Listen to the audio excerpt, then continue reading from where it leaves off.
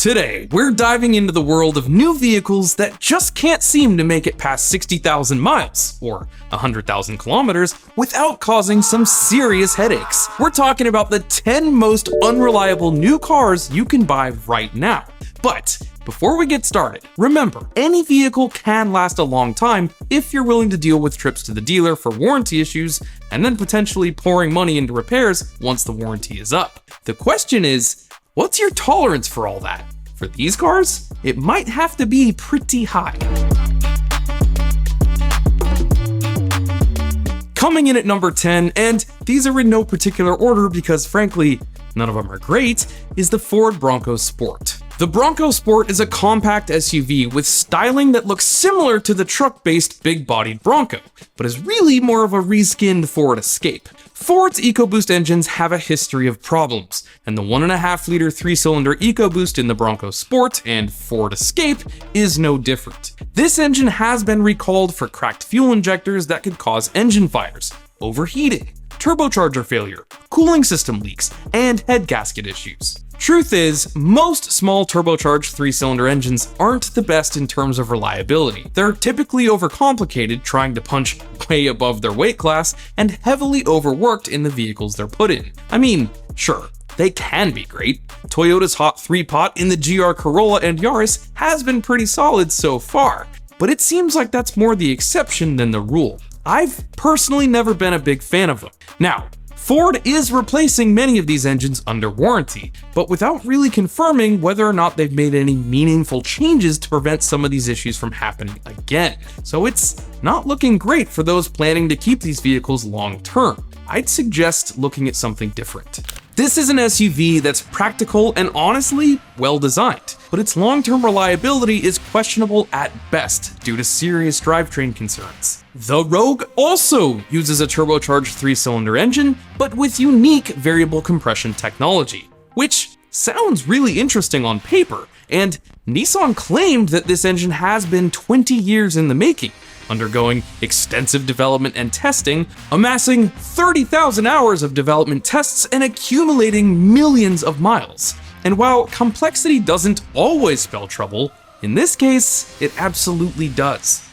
The engine is prone to internal bearing and rod damage, leading to knocking noises, power loss, and potentially complete engine failure.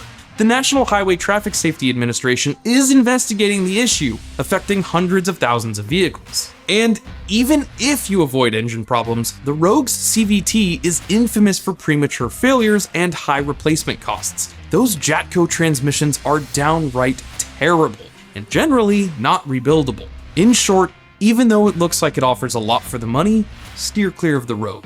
Next on this list is the Infiniti QX50, sharing the exact same engine and transmission issues as the Nissan Rogue. The turbocharged 2-liter 4-cylinder found here also uses variable compression technology and comes with the same CVT. Plus, these cars use steer-by-wire, which has been reliable, but in my opinion, doesn't feel great to interact with. Add in the fact that the Infiniti doesn't come cheap, and combined, these concerns make the QX50 a poor choice for long-term ownership. The same drivetrain also appears in the Nissan Altima, so watch out for similar problems there. I hate to be so hard on Nissan products lately, but the facts are the facts. At number 7, we have the Jeep Grand Cherokee 4xe and Wrangler 4xe plug-in hybrids. These trucks have faced multiple major recalls for engine shutdowns, hybrid battery issues, and potential fire hazards. They also suffer from countless reports of various drivetrain problems, electrical malfunctions, and unusually poor hybrid efficiency in cold weather. If you couple all that with some of the recent reports swirling around the internet about how parent company Stellantis is aggressively laying off US-based engineers in favor of less expensive overseas development teams, and some pretty damning testimony from workers within various Stellantis-owned production facilities that outline everything from unacceptable working conditions to an outrageous number of brand new vehicles needing repairs before they leave the factory, it paints a pretty grim picture. Jeep reliability in particular has never been the strongest, and seeing as the company just posted record profits, it's safe to assume it's not because of skyrocketing sales, but rather internal cost cutting. The low quality of parts found on a lot of their vehicles and the difficulty in diagnosing and repairing hybrid problems in particular make these models unreliable for the long haul. Look, I like most Stellantis products, and I really like the new Grand Cherokee, but maybe just lease one. We can't move on from Stellantis without touching on the Chrysler Pacifica plug-in hybrid. Coming in at number 6, this minivan is practical and nicely designed, but has been plagued with reliability issues, especially the hybrid version. Just like the Jeeps, numerous recalls have been issued for hybrid system problems, some of which could lead to fires, engine shutdowns, and various other electronic issues. Technicians often struggle to repair these problems, with some claiming inadequate training on the systems, and others, including a number of factory workers, claiming the problems come from engineering. Regardless, Consumer Reports ranked it as the least reliable vehicle you can buy, making it a pretty risky choice for long-term ownership.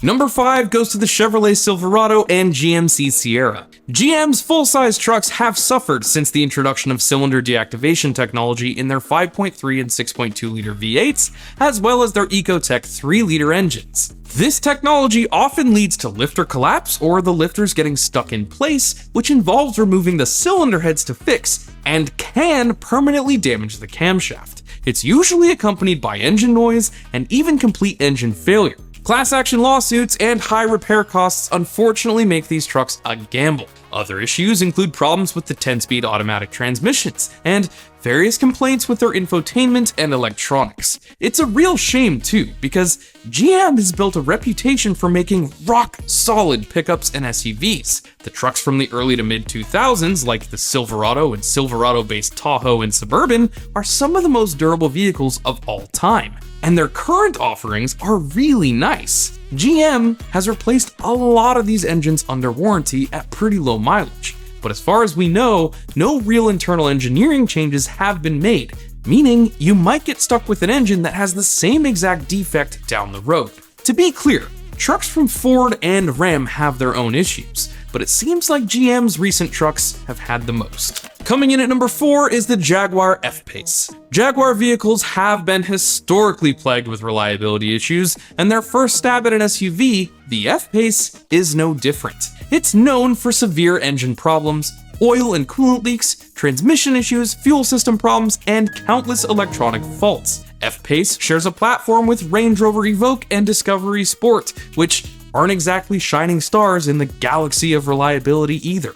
I really like modern Jags, but owning one past the warranty period can be extremely costly, making it potentially a bad long-term investment. In the number 3 spot, we have the Land Rover Range Rover. Known for its luxury, looks, and off-road capability, the Range Rover is an absolute icon. But it's also notorious for reliability issues. From engine and transmission problems to air suspension failures and endless electronic issues, owning a Range Rover can be a nightmare. Land Rover did have kind of a reliability renaissance from around 2006 to 2009, after BMW sold the company to Ford, which I know doesn't make a lot of sense, but some of the models built in that time frame were actually pretty solid. I own one that has over 200,000 miles on it, but I also own 5 other cars and I'm a mechanic, so. The cost and frequency of repairs on a Range Rover make it a potentially poor choice for long-term ownership, unless you have deep pockets and a high tolerance for problems. But man, they're awesome when they work. At number 2 is the Volkswagen Taos. Why does Volkswagen call their cars weird names? At number 2 is the Volkswagen Taos. Its 1.5-liter turbocharged engine has numerous reported issues, including leaks, fuel system problems, and potential engine failure. The all-wheel drive models use a complicated dual-clutch automated manual transmission that can be troublesome, with jerky shifting and premature failures. High repair costs coupled with electrical issues make the Taos a risky choice for long-term ownership. Fortunately, the Tiguan is a similar vehicle, and while its forecasted long-term reliability isn't necessarily outstanding, it's much better. So if you're looking for an SUV that wears a VW badge, maybe look there instead.